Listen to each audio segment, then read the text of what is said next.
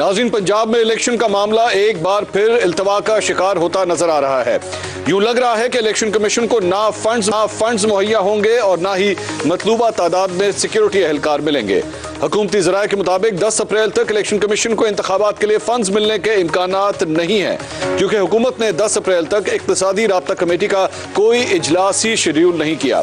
मेरे ज़राए के मुताबिक अभी तक इलेक्शन कमीशन के अकाउंट्स में पैसे नहीं आए। अगर वज़ीर आज़म ने अपने सवाबदीदी इख्तियार के तहत सर्कुलेशन असम्बली से फंड्स की मंजूरी ना दी तो सुप्रीम कोर्ट के 3 रुकनी फुल बेंच के फैसले पर अमल नहीं हो सकेगा। वाज़े रहे कि 4 अप्रैल को सुप्रीम कोर्ट ने इलेक्शन कमीशन का इंतखाबात मुलतवी कराने का हुक्म कलअदम करार देते हुए 14 मई को पंजाब में इलेक्शन का हुक्म दिया था। इसके साथ अदालत उज़्मा ने वफाकी हुकूमत को हुक्म जारी किया कि वो 10 अप्रैल तक इलेक्शन कमीशन को 21 अरब रुपए का फंड जारी करे ताकि इलेक्शन का अमल आगे बढ़ाया जा सके। सुप्रीम कोर्ट के हुक्मनामे के मुताबिक इलेक्शन कमीशन 11 अप्रैल को सुप्रीम कोर्ट में फंड्स मुहैया करने की रिपोर्ट जमा कराए। फंड ना मिलने की सूरत में सुप्रीम कोर्ट मुतल्लिका हुकाम को हिदायत जारी करेगा। अदालत उज़्मा के हुक्म के मुताबिक पंजाब की निगरान हुकूमत 10 अप्रैल तक, जबकि वफाकी हुकूमत 17 अप्रैल तक सिक्योरिटी प्लान इलेक्शन कमीशन को देने की पाबंद है। अगर ये दोनों हुकूमतें अदालती हुक्म पर अमल नहीं करती तो इलेक्शन कमीशन अदालत को आगाह करने का पाबंद है। नाज़रीन, एक तरफ इक्तिसादी राब्ता कमेटी का इजलास तक न बुलाए जाने से यूं लगता है कि वफाकी हुकूमत इंतखाबात के लिए फंड्स मुहैया करने को तैयार नहीं। दूसरी तरफ पंजाब पुलिस के हुकाम ने कह दिया है कि वो इलेक्शन कमीशन के फॉर्मूले के तहत सिक्योरिटी फराहम नहीं कर सकेंगे। पुलिस हुकाम का कहना है कि इलेक्शन कमीशन के फॉर्मूले के तहत तकरीबन 4 लाख नफरी की जरूरत है, जबकि वो लाहौर समेत पंजाब भर में सिर्फ 1 लाख सिक्योरिटी एहलकार फराहम कर सकते हैं। नाज़रीन, जहां हुकूमत इलेक्शन के मामले में सुप्रीम कोर्ट को टफ टाइम देने पर तुली हुई है, वहीं सदर मुमलिकत अपने तौर पर हुकूमत को टफ टाइम दे रहे हैं। आज सदर आरिफ अलवी ने supreme court practice and procedure bill आइन के आर्टिकल 75 के तहत नज़रसानी के लिए पार्लियामेंट को वापस भिजवा दिया है।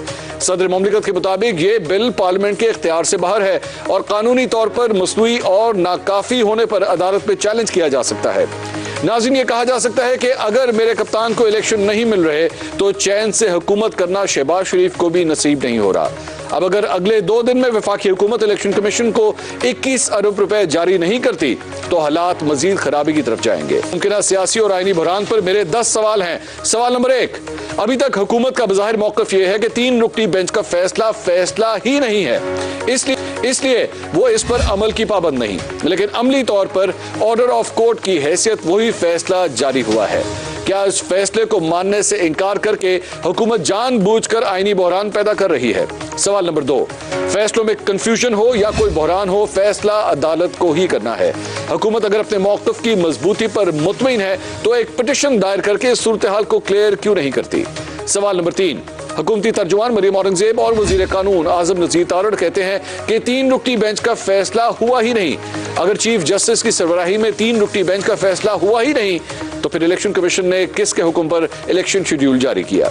सवाल नंबर 4, मरियम औरंगजेब और आज़म नज़ीर तारड़ 3 रुकनी बेंच के फैसले को सुप्रीम कोर्ट का फैसला मानने से इनकारी है, जबकि वजीर खजाना इसाक डार ने आज की न्यूज कॉन्फ्रेंस में एतराफ़ किया कि सुप्रीम कोर्ट ने हुकूमत को हुक्म दिया है कि वो 21 अरब इलेक्शन कमीशन को ट्रांसफर कर दे।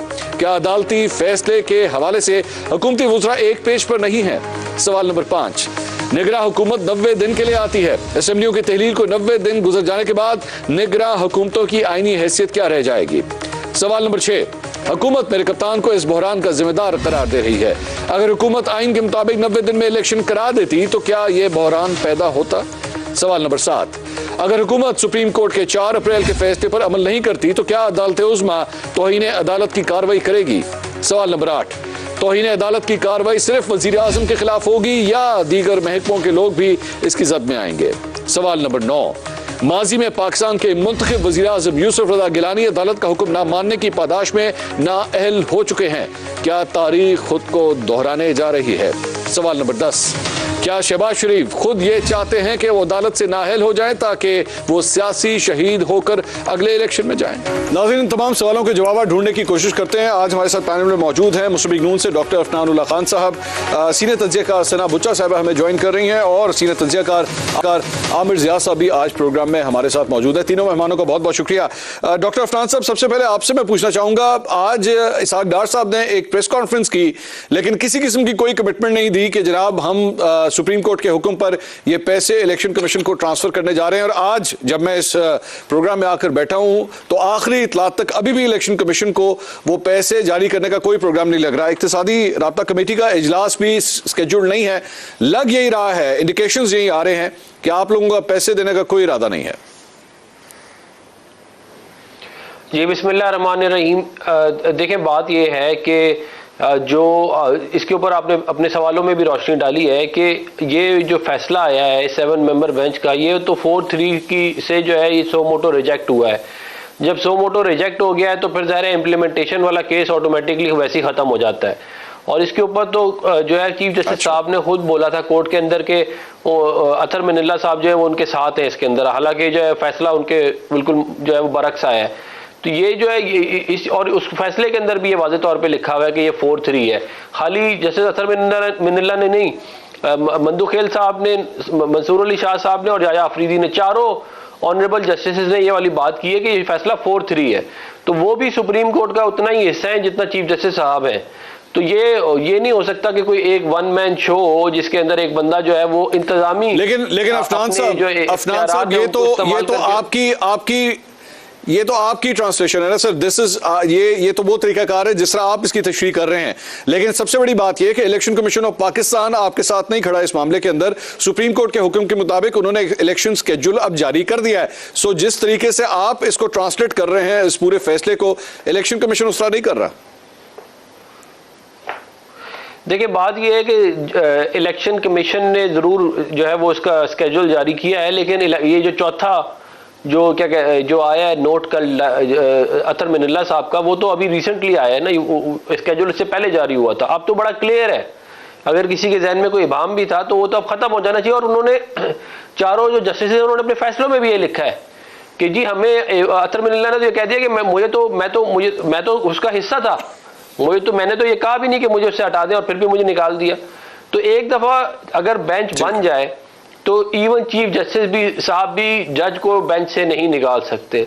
तो ये जो है ये मामला मेरा ख्याल है कि इसके अंदर बड़ा वाज़े हो गया है। अब तो इसमें कोई मेरे नज़दीक कोई इबाम नहीं है कि ये इसके अंदर जो है ये इम्प्लीमेंटेशन इसकी हो नहीं सकती क्योंकि सो मोटो रिजेक्ट हो गया। मैं इस पे आमिर जिया साहब से जरा कमेंट इसके ऊपर ले लूं। आमिर जिया साहब, कोई इबाम नहीं है जी। अफनानुल्लाह साहब कहते हैं अब तो क्लियर हो गया है, जस्टिस अतर मिनल्ला ने भी ये नोट जारी कर दिया 25 सफ़ात का। सर अब कोई कंफ्यूजन है? क्योंकि मैं तो कंफ्यूज हूँ, मैं पता नहीं शायद मेरी नाअहली है या क्या वजह है, मैं अभी भी कंफ्यूज हूँ। आप जरा कोई मदद फरमाएं। मंसूर साहब, मैं भी आपके साथ कंफ्यूजन में शामिल हूं, लेकिन ये कंफ्यूजन ये इस बात का नहीं है कि सुप्रीम कोर्ट का फैसला क्या था। कंफ्यूजन ये कि मुल्क को जो है किस तरफ लेके जाया जा रहा है और उसकी कोई आपको सिमत नजर नहीं आ रही है। ये कंफ्यूजन बहुत ज्यादा है। देखिए, जबरदस्ती का इबाम पैदा किया जा रहा है, जबरदस्ती का तनाज़ा बनाया जा रहा है। जो हकीकत है उसकी बात ही कि आप बात करें, लॉ एक्सपर्ट से बात करें, ज्यादातर जो इंडिपेंडेंट हैं वो यही कहेंगे कि जनाब आज के कानून के तहत चीफ जस्टिस के पास इख्तियार है बेंच को बनाने का, ठीक है ना। उसके तहत उन्होंने बेंच बनाई और 9 थी, 9 से वो 5 के ऊपर लेकर आ गए, ठीक है ना। तो उस वक्त अच्छा, उसमें ये जो अतर मिनल्ला साहब का नोट आया जिसकी बाज़ लोग बहुत तारीफ कर रहे हैं और बहुत सारे लोग तनकीद भी कर रहे हैं, उसने मेरा सवाल ये कि उन्होंने ठीक है बड़ी नसीहत की, उन्होंने बहुत ही मजबूत अखलाकी पोजीशन लेने की कोशिश की है, लेकिन उसकी वजह से उस नोट के बाद जो है क्या मसला हल हुआ या मसले में मजीद उलझावा आ गया? तो मेरे ख्याल में मजीद उलझावा आ गया क्योंकि हुकूमत के पास एक एक्सक्यूज उसको मिल गया है चीज़ों को मतलब है तोड़ मोड़ कर पेश करने का। सवाल जो बुनियादी है वो बुनियादी सवाल ये कि क्या आइन के मुताबिक 90 दिन में इंतखाबात होने चाहिए नहीं होने चाहिए। और हम समझते हैं आपने अभी एक लफ्ज इस्तेमाल किया एक्सक्यूज का, आपने कहा कि जी एक्सक्यूज मिल गया है। एक्सक्यूज मिल गया है या एक ठोस वजह मिल गई है? दोनों की डेफिनेशन में बहुत फर्क है, यू नो दैट। एक्सक्यूज मैं ये अर्ज करूँ, मैंने जान के जरा सा थोड़ी बहुत मतलब अंग्रेजी उर्दू आती है मंसूर साहब कि जब भी मैंने एक्सक्यूज के वर्ड लफ्ज़ जो है इस्तेमाल किया, एक बहाना मिल गया, अगर आप इसको उर्दू में तर्जुमा करके कहें तो ये बहाना है उनका कि जनाब ठीक है। अच्छा, दूसरी बात है कि हमें समझनी चाहिए कि किसी भी क्या मतलब जो सवाल है, जो हम हर चीज़ पर बात कर रहे हैं, हम फुट नोट ऑफ हिस्ट्री पर बात कर रहे हैं, लेकिन जो असल मसला है कि क्या 90 दिन में आइन के मुताबिक इंतखाबात होने चाहिए नहीं होने चाहिए, ये एक सवाल है बुनियादी। अच्छा, उसमें क्या किसी मोअज़्ज़िज़ जज ने यह कहा है कि नहीं होने चाहिए, आइन पे अमल नहीं होना चाहिए, कानून पे अमल नहीं होना चाहिए, तो मेरे ख्याल में नहीं। इतराज़ात जो आ रहे हैं वो प्रोसीजर के आ रहे हैं, लेकिन जो उसकी स्पिरिट है वो ये कि जी आइन के ऊपर जो 3 रुकनी बेंच का है, 5 रुकनी बेंच का फैसला है 3-2 का, उसमें यह कि जनाब इसके तहत जो है इंतखाबात आमिर साहब ये जो प्रोसीजर आपने प्रोसीजर का कहा, इस पे मेरा सिर्फ एक सवाल जी, सिर्फ एक सवाल। आपने कहा कि एतराजात प्रोसीजर के ऊपर आ रहे हैं, but don't you think actually अगर आप प्रोसीजर को फॉलो ना करें, अगर आप एक जिस तरीके से एक रूल्स बने हुए हैं उस प्रोसीजर को आप फॉलो ना करें, तो एक्चुअली जो एंड रिजल्ट होता है वो आप खुद उसको खराब कर देते हैं, और ये जो जिसे आप एक्सक्यूज कह रहे थे ये एक ठोस वजह बन जाता है कि आपने खुद सारे मामले को उलझा दिया। I will give you an example, एक मैं छोटी सी एग्जांपल, एक केस सिनेरियो मैं सिर्फ आपके सामने रखता हूं कि आप मिसाल के तौर पे एक डाकू को रंगे हाथों पकड़ लेते हैं या एक कातिल को रंगे हाथों आप पकड़ लेते हैं, पुलिस पकड़ लेती है, और उसके बाद जाहिर बात है अब प्रोसेस क्या है कि आप उसको कोर्ट ऑफ लॉ में पेश करेंगे, उसका केस चलेगा, केस के बाद उसको सजा होगी और वो फांसी की सजा हो सकती है और उसको मतलब इस दुनिया से कूच कर जाएगा वो, ये जब ये सब कुछ होता है। लेकिन इसके बजाय पुलिस उसे पकड़ के पुलिस मुकाबले में मार देती है, एक जाली पुलिस मुकाबले में मार देती है, तो एंड रिजल्ट तो वही है, वो डाकू तो वैसे ही मारा गया। लेकिन फिर भी this will not be the rule of law, this will be called कि ये प्रोसीजर जो है उसके साथ ज्यादती हुई है, कानून की हुक्मरानी नहीं हुई है। क्या प्रोसीजर ही सब कुछ नहीं होता? अच्छा, मैं ये अर्ज करूं कि जो आपने मिसाल दी प्रोसीजर की, ये पुलिस पे, अगर पुलिस एक्स्ट्रा जुडिशियल किलिंग करेगी तो बिल्कुल इतलाक होगा इस बात का।